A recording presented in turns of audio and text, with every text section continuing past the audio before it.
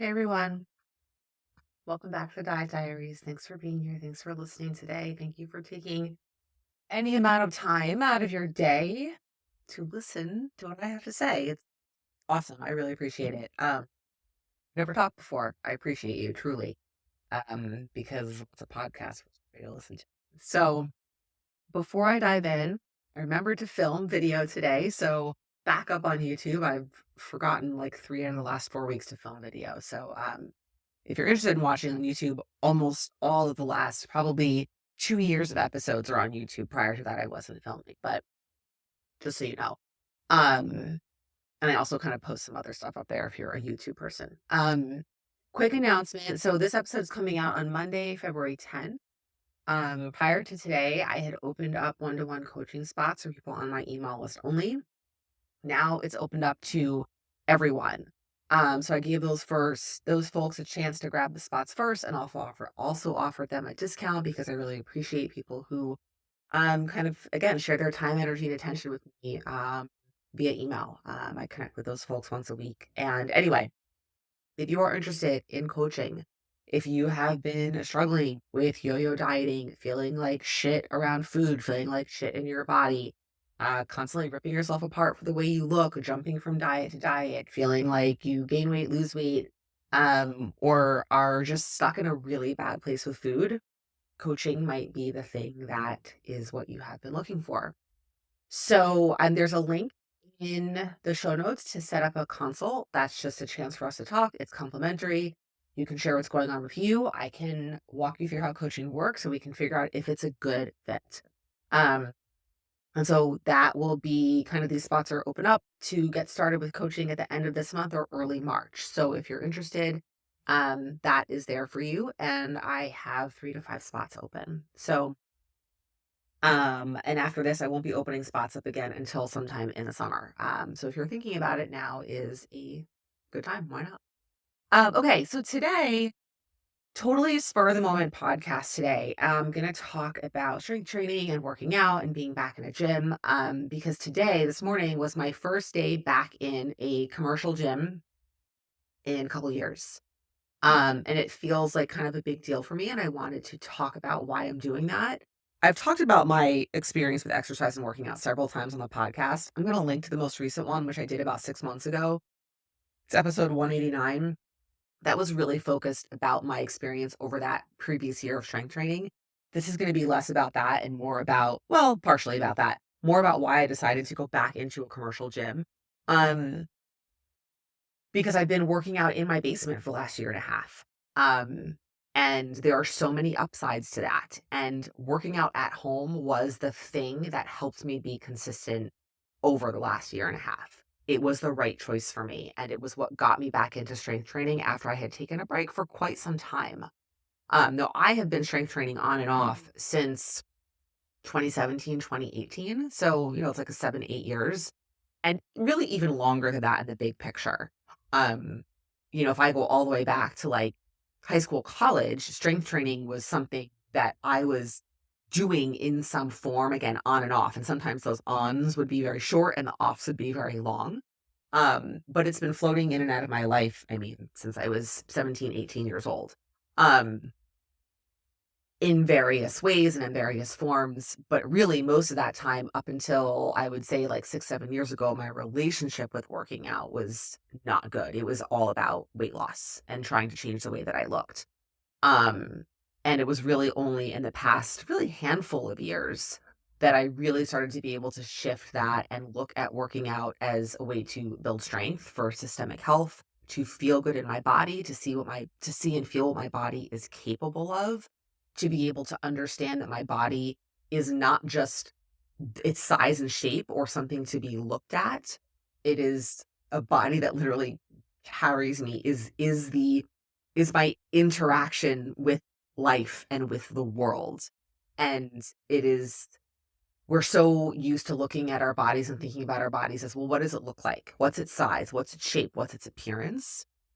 When really that is like maybe like the smallest aspect, or the smallest or least important feature of what a human body is and does, and and what the experience is of living in a human body. And strength training has been such a powerful, impactful tool for connecting with that and using it to help improve my body image and the way I feel about myself. And so, just a little bit of like a look back, right? I kind of started to already mention this.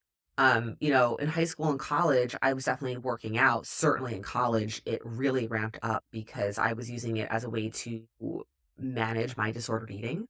Um, and I remember in college, I did a lot of cardio and would do 20 minutes on the treadmill, 20 minutes on the bike, 20 minutes on the elliptical. So an hour straight of just like steady state cardio. And I do cardio now, but for very different reasons. At the time, it was like, just how long can I be on here without being like mind-numbingly bored, even though I was. And I was doing that many days a week. Um, Not a ton of strength training, but some. The big thing that I was into around this time was Taebo, right? So this is the late 90s, kind of like mid to late 90s. So if you are around the same age as me or a little bit older, a little bit younger, you might remember the Taebo videos. This was on VHS tape. And it was like a kickboxing class, but you didn't have any equipment. It was like, kind of like air kickboxing. And I remember doing them in the common room of my dorm freshman year. Like, I think back to that now and I'm like, wow, wasn't I like embarrassed to be doing that? And maybe I was and I didn't care, or maybe I didn't care. I don't know. But I I guess I didn't. I definitely had space in my room to do it because you don't need a lot of space. But I remember doing it in the common room of my dorm. I had been doing it in high school. And so I brought those tapes with me and did them through a good part of college. My junior and senior year, I lived in a single, and the single dorm room was like 10 by 10. It was great to have my own room, but it was tiny, and I would do it in my room. Like, you really didn't need a lot of space. But I was pretty like obsessive about these and felt like they were the way that I could kind of control or respond to my food intake, right? Like, where I would overeat or have a binge and it's like, okay, well, I'll do a workout, and very often Taebo, or it was like an excessive cardio session. And this wasn't, I really wasn't like building a ton of strength at this time, but so a lot of like high school and college years was very like, and even beyond that was very much about calorie burn and either preempting what I was going to eat, like so that I could overeat, or on the back end trying to compensate for what I had eaten, right? And it's a really stressful, fucked up place to live for a lot of reasons. And that's not really the point of this podcast today, but I, over the years, have done personal training at really high-end gyms. I did personal training at Equinox in the city. I did hot yoga for a long time, Bikram yoga, which is like the original, very hardcore hot yoga, the same 26 poses for every class, about 90 minutes. Then I did like a regular heated vinyasa. I did Club KO, which is like kickboxing, but like with a bag and a lot more like contact. For many years, I tried to force myself to be a runner. A very good friend of mine out of college worked for a consulting company, was really good at building Excel models, and he built me a model in Excel to like track my running training, which in theory is like really cool, but I fucking hated running and thought that like that would be the thing to make me do it. Lots of different boot camp classes. Orange Theory I did for a while after Ben was born. Bar classes, so much different stuff over the years. And I would do it for 6 months. A year would be on the long side of it, and then like move on to the next. And like nothing would really kind of stick. And because all of it was in an effort to like, what's the most challenging? What's burning calories? Why am I not seeing results? Well, there's a million reasons for that stuff. But when your relationship with exercise is fueled from a very negative, self destructive place, it becomes very hard to stick with something because you're not really getting any positive benefits from it. Um, and for me, my relationship with food was so disordered during this time that like exercise, even though I thought it was going to compensate for that, like never could. It wasn't until it was in 2018 I found Sohee Lee, who at the time was like not very well known, but is now like pretty well known, kind of like in the strength and fitness world. And she's awesome. Um, and she did some programming for me, and that was when I got into strength training. And I joined Crunch, which is like a big commercial gym. Obviously, everyone knows that. or I think they do. And I was working out there. And I did that on and off for several years. And that was really when I started to like lift heavy and get into like deadlifting and bench pressing and using barbells. And I really liked it. Sorry, I'm having a Diet Coke, Mountain Diet Coke from Wendy's. Um, and was on and off with that. And then, I'm like spending a lot more time talking about my history than I guess I really wanted to. But the whole point of this is that I have been in and out of a gym and different workouts for a very long time. And I went back into a commercial gym today for the first time since I went with Danny a month ago because he belongs here. And it was New Year's Eve and he was like, "Oh, come with me." I was like, "Okay." I was like, just for fun. And I wasn't expecting. I was just like, "I'll go for fun as his guest." And I was like, "Oh my God, I really miss this. I really want to be back here." And so I decided to make the investment because it's not crazy expensive, but it's not super cheap. It's a little more expensive than working out in your basement.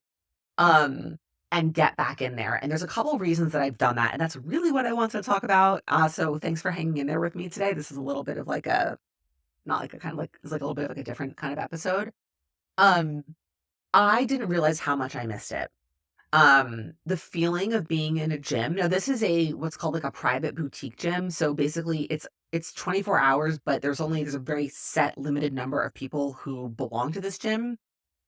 So, at most, there's probably, like, honestly, like, 5 to 10 people in there at a time.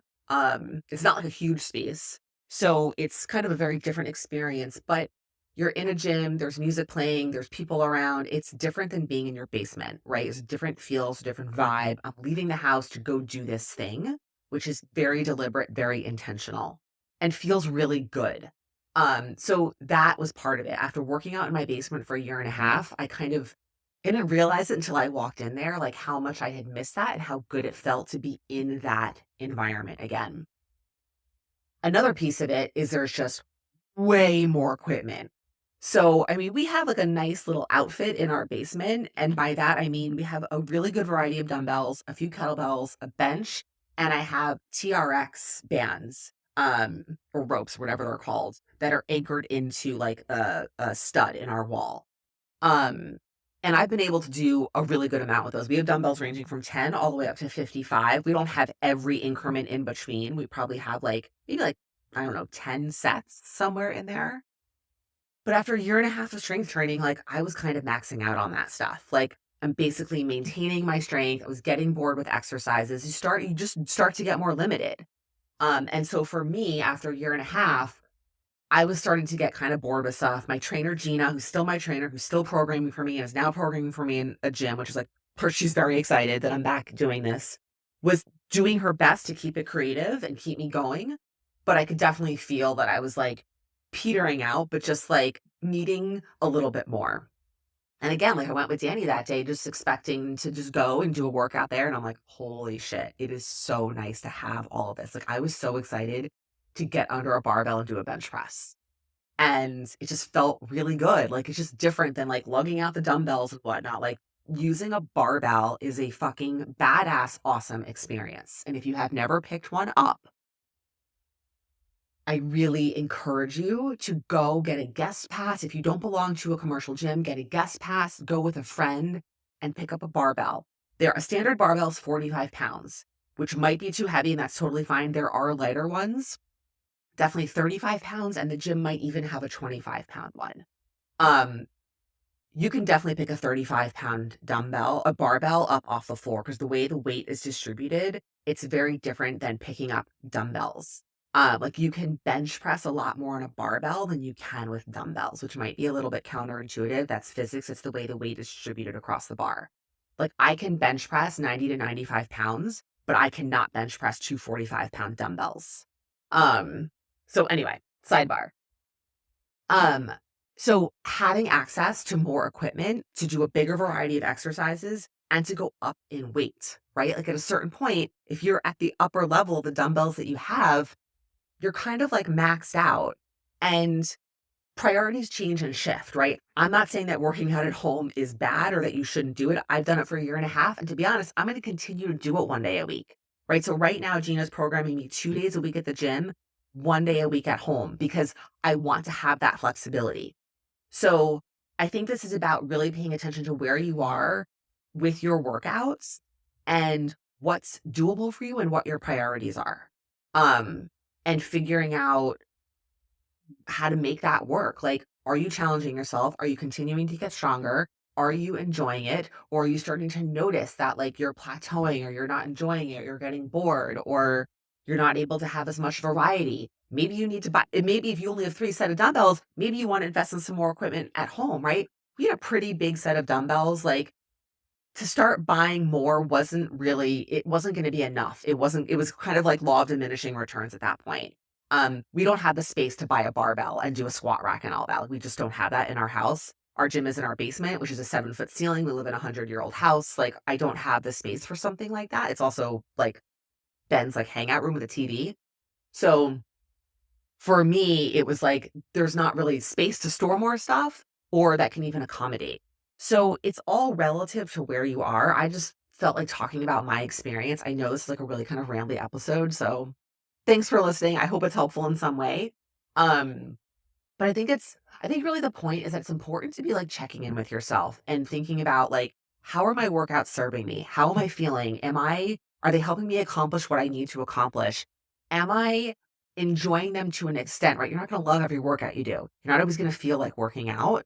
Working out is part of taking care of your body, health wise, mentally. It is a form of health and self care. And so we don't always feel like doing things like that. And we do them anyway.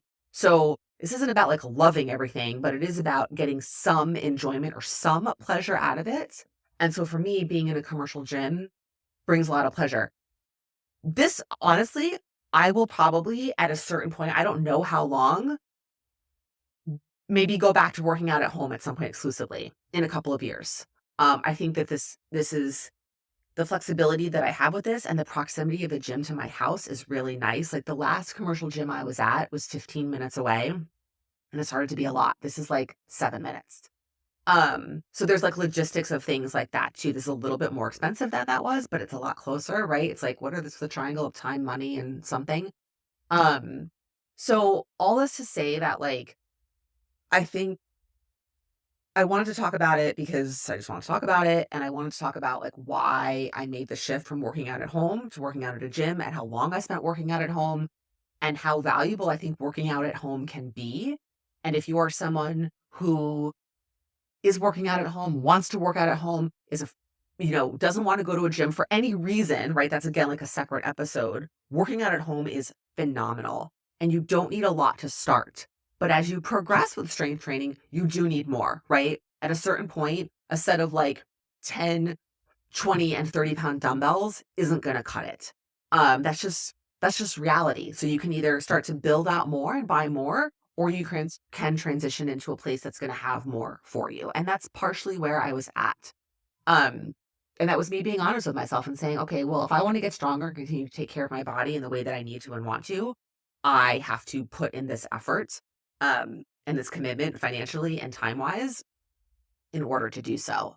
And it felt really good and it was really fun. And it was so nice to have like more of these options today and to know that there's just more variety. There's like a full set of dumbbells. I had gotten a customizable set of dumbbells or like little mini barbells so you can take plates on and off. And so they're really efficient space wise and financially because you can get lots of sizes out of them. But it's also a pain in the ass because you're constantly pulling the clip off, moving the plates, putting them back on. So that gets annoying, right? Like, there's always something that's going to be annoying. There's always going to be some level of discomfort. Right now, it's like, okay, well, now I got to drive to the gym. That was like changing the plates on the barbell. It's like nothing is ever going to be perfect, I guess, unless you have like an amazingly outfitted gym in your home. But then that's also like, there's not other people around. It's like a different vibe than being in a gym. Like, you know, the feeling if you've ever been to a group fitness class, there's a feeling of like being in a class. There's like an energy there. And it's just different. And there is something to be said for that. And I was missing that and I was ready to like bring that back in. Um, so, strength training, I am turning 45 this year on July. Um, Strength training again has been part of my life in some form for a very long time with some level of consistency over the past like 8-ish years with even more consistency over the past like couple of years, and it needs to be, and it is an absolute priority for me moving forward, and continuing to be. Um, and I hope that me kind of sharing my journey, I fucking hate that word, but I use it sometimes, with you, gets you going. Like, I have several clients that I have worked with that have struggled with this. Understandably, it's hard, and have made so much progress working out at home.